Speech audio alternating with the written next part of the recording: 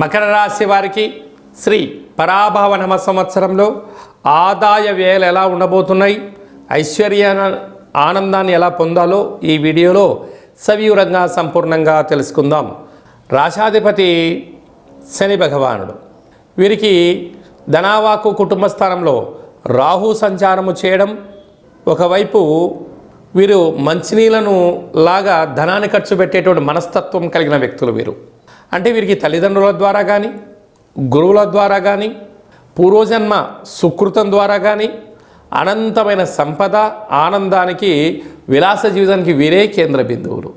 కనుక ఈ సంవత్సరము వీరి యొక్క ఆదాయం 2, వ్యయం 8, అంటే -6లోకి రాబోతున్నారు. కనుక వీరు ఏం గుర్తుపెట్టుకోగలగాలి?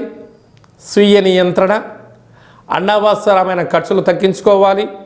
విందులని, వినోదాలని, ఆర్భాటాలకు వెళ్ళారా? మీరు అప్పుల పాలు కావడమే కాకుండా కుటుంబాన్ని అస్తవ్యస్త పాలు చేయడం, క్రెడిట్ కార్డులో డబ్బులు గీయడం, డబ్బులు ఇస్తున్నారు కదా అని చెప్పి లోన్లు తేవడం, రెండూ కూడా భవిష్యత్తులో మిమ్మల్ని ఇబ్బంది చెందించే పరిస్థితి కనపడుతుందని చెప్పి జ్యోతిర్విజ్ఞానం తెలియచేస్తుంది. రాజ్యపూజ్యం 1, అవమానం 2, శత్రువులు పొంచి ఉన్నారు. కనుక దయచేసి అప్పులు ఇవ్వద్దు, అప్పులు కూడా పుచ్చుకోవద్దు అని చెప్పి జ్యోతిర్విజ్ఞానం తెలియచేస్తుంది. వీరికి తృతీయ స్థానాధిపతి రాజు అవ్వడం, దేవగురు బృహస్పతి అక్కడి శని భగవానుడు కూడా ఉండడం వలన తల్లిదండ్రులతో, అన్నాదమ్ముళ్లతో, అక్కాచెల్లెలతో, పార్ట్నర్షిప్ వ్యవహార కార్యక్రమాల వారితో ప్రేమ, ఆప్యాయత, అనురాగం, సత్ప్రవర్తన మీరు ఉండగలిగినట్లయితే మీకు చాలా మంచి కాలంగా భావించగలగాలి. అర్ధాష్టమ రాశాధిపతి కుజుడు మంత్రివర్యులు అవడం వలన ప్రభుత్వపు అధికారులతో ఎంతో సమన్వయం అవసరం. పోలీస్ శాఖ, రక్షణ శాఖ, న్యాయశాఖలతో ఆచితూచి మీరు ఉండగలగాలి.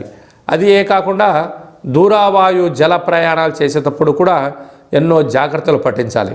వీరు ఈ సంవత్సరము ఇటువంటి పరిస్థితుల్లో 6వ తారీఖు 2వ నెల 2027 పుష్యమాస అమావాస్య శనివారము శ్రవణ నక్షత్ర సందర్భంగా ఆ రోజు దూరావాయు జల ప్రయాణాలు పెట్టుకోవద్దు.